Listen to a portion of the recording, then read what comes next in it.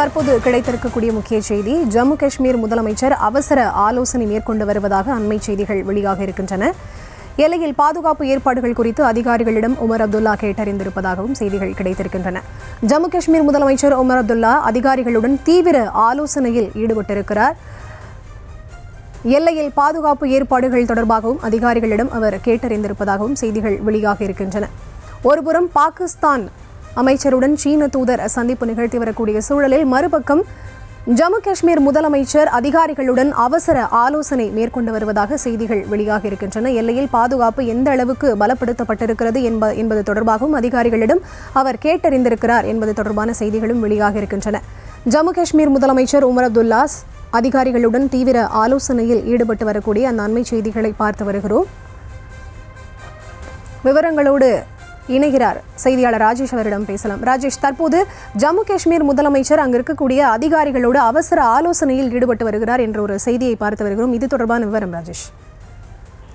பரிதா, சந்தேகத்திற்கே இடமில்லாமல் நமக்கு தெரியும், இந்தியா முழுவதும் இருக்கக்கூடிய பல மாநிலங்களுக்கு பாகிஸ்தான் ராணுவத்தினால் அல்லது அங்க இருக்கக்கூடிய தீவிரவாதிகளால் அச்சுறுத்தல் என்றாலும் மிக கூடுதலான அச்சுறுத்தலோடு வசிக்கக்கூடிய மாநிலமாக ஜம்மு காஷ்மீர் இருக்கின்றது. அதன் காரணமாக அங்க இருக்கக்கூடிய முதலமைச்சர் உமர் அப்துல்லா தொடர்ந்து இந்த ஆலோசனை கூட்டத்தை நடத்தி கொண்டிருக்கிறார். ஏற்கனவே தொடர்ந்து உள்துறை அமைச்சகம் மற்றும் நம்முடைய ராணுவத்தினுடைய அதிகாரிகளும் தொடர்ந்து அவர்களுக்கு பல்வேறு ஆலோசனைகளையும் வழங்கி கொண்டுதான் இருக்கிறார்கள். ஜம்மு காஷ்மீரை பொறுத்தவரையிலே முழுக்க ராணுவத்தினருடைய ஒரு கட்டுப்பாட்டின் கீழ் சூழப்பட்டு முழு பாதுகாப்புடன் தான் தற்போதும் இருந்து வருகின்றது. இந்த நிலையிலே அம்மாநில முதலமைச்சர் தொடர்ந்து எடுக்கப்பட வேண்டிய முக்கிய நடவடிக்கைகள் தொடர்பாக அவர்கள் ஆலோசனை மேற்கொண்டு வரக்கூடிய அந்த காட்சியை நாம் பார்த்துக் கொண்டிருக்கிறோம். இன்று மதியம் உள்துறை அமைச்சர் அமித்ஷா அவர்கள் 10 மாநிலத்தினுடைய முதலமைச்சர்களுடன் ஆலோசனையை மேற்கொள்ள இருக்கின்றார். அதற்கு முன்னதாக உள்ளூர் அளவிலே நாம் இருக்க வேண்டிய முன்னெச்சரிக்கை நடவடிக்கை என்ன, அதே போல பொதுமக்களுக்கு நாம் கொடுக்க வேண்டிய அந்த ஆலோசனைகள் என்ன, போர் ஒத்திகைகள் எவ்வாறு நடைபெறும், எந்தெந்த பகுதியில் நடைபெறும், அப்படி போர் ஒத்திகை நடைபெறும் போது பொதுமக்கள் எந்த விதமான ஒரு அச்சம் கொள்ளக்கூடாது, எனவே அவர்களுக்கும் நாம் என்னென்ன ஆலோசனைகளை வழங்க வேண்டும் என்பது தொடர்பான ஆலோசனைகளை அவர் வழங்கி வருவதாக தகவல்கள் கிடைக்கப்பட்டிருக்கின்றது. பாகிஸ்தானுக்கும் இந்தியாவுக்குமான ஒரு நுழைவாயிலாக, ஒரு எல்லையாக ஜம்மு காஷ்மீர் இருக்கின்றது. இன்னும் சொல்ல போனால் பல ஆண்டுகளாக இந்தியாவுக்கும் பாகிஸ்தானுக்கும் போர் நடைபெறுவது இந்த ஜம்மு காஷ்மீருக்காகத்தான். ஜம்மு காஷ்மீரினுடைய அந்த முழு பகுதியும் எங்களுக்கு வேண்டும் என சொல்கிறது பாகிஸ்தான். ஆனால் இந்தியாவை பொறுத்தவரையிலே இது எங்களுடைய பகுதி, நாங்கள் அரசாண்ட பகுதி, எனவே இந்த பகுதி எங்களுக்குத்தான் வரும். பாகிஸ்தான் சொல்வது போல அந்த பகுதியை பாகிஸ்தானுக்கே கொடுத்து விட்டால் தீவிரவாதிகளை இன்னும் அவர்கள் ஊடுருவ வைத்து விடுவார்கள். இப்போது அவர்கள் எல்லை ஓரத்தில் தான் இருக்கிறார்கள், அவர்கள் இன்னும் நாட்டிற்குள்ளேயே வந்து விடுவார்கள். இந்தியா நிம்மதி இல்லாத ஒரு சூழலில் வசிக்க வேண்டிய ஒரு சூழல் வரும். அதற்கு நாங்கள் ஒருபோதும் ஒத்துழைக்க மாட்டோம். இந்தியாவினுடைய ஒரு தலைப்பகுதி போலத்தான் இந்த ஜம்மு காஷ்மீர் பகுதி என்பது இருக்கின்றது. எனவே அந்த பகுதியை நாங்கள் விட்டுத்தர மாட்டோம், இது எங்களுடைய உரிமை என்று இந்தியா சொல்கின்றது. இதற்காகத்தான் பல ஆண்டுகளாக தொடர்ந்து வாக்குவாதங்களும் பேச்சுவார்த்தைகளும் போராட்டங்களும் போரும் துப்பாக்கிச் சூடுகளும் நடைபெற்றுக் கொண்டிருக்கின்றது.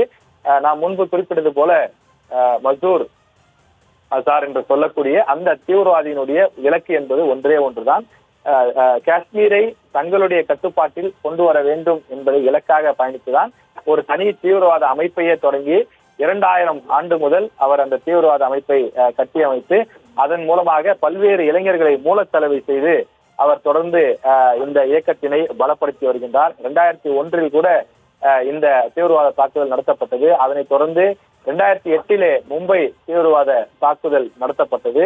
அது மட்டும் இல்லாமல் 2019 புல்வாமா தாக்குதல் நடத்தப்பட்டது. இப்படி பல தாக்குதல்கள், நாடாளுமன்ற தாக்குதலாக இருக்கட்டும், அஜ்மல் கசாப் இங்கே வந்து கண்மூடித்தனமான துப்பாக்கிச் சூடு நடத்தியது, அவையெல்லாம் நமக்கு தெரியும். இந்த அஜ்மல் கசாப் எல்லாம் கூட தீவிரவாத பயிற்சி எடுத்த இடங்களில் ஒன்றுதான்.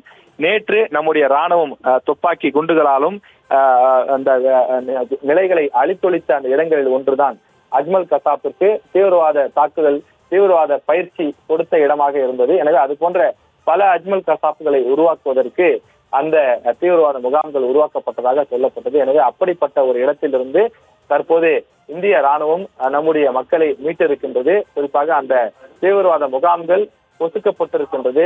குண்டுகள், ஆளில்லா குண்டுகள், தற்கொலை விமானங்கள் என்று சொல்லக்கூடிய ட்ரோன்கள் மூலமாக அந்த நிலைகள் எல்லாம் தீவிரவாத முகாம்கள், அவர்களுடைய தற்காலிக வீடுகள் அழித்தொழிக்கப்பட்டிருக்கின்றது. எனவே இந்த தாக்குதல் இந்தியா மட்டுமில்லாமல் வெளிநாடுகளிலிருந்தும் பாராட்டுக்கள் குவிந்து வருகின்றது.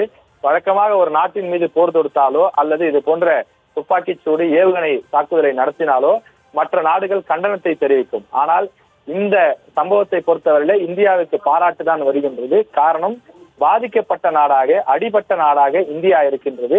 எனவே இந்தியா செய்தது அடாவடித்தனம் கிடையாது, ஒரு பதிலடி தான். எனவே மற்ற நாடுகள் இந்தியாவை பாராட்டுகின்றன. அதே நேரத்தில் இது ஒரு போராக மாறிவிடக்கூடாது. போராக மாறினால் இரு நாட்டு மக்கள், இரு நாட்டு ராணுவ வீரர்களுக்கு இழப்பு ஏற்படும், பொருளாதாரத்தில் வலிமை குன்றிய நாடாக மாறும். எனவே வளர்ச்சி நோக்கி செல்லக்கூடிய நாடுகளாக இருக்கக்கூடிய இந்தியா மற்றும் பாகிஸ்தான் போரை கைவிட வேண்டும், பேச்சுவார்த்தையின் மூலமாக உடன்பாட்டிற்கு வர வேண்டும் என்றும் உலக நாடுகள் சில தொடர்ந்து வலியுறுத்தி வருகின்றன.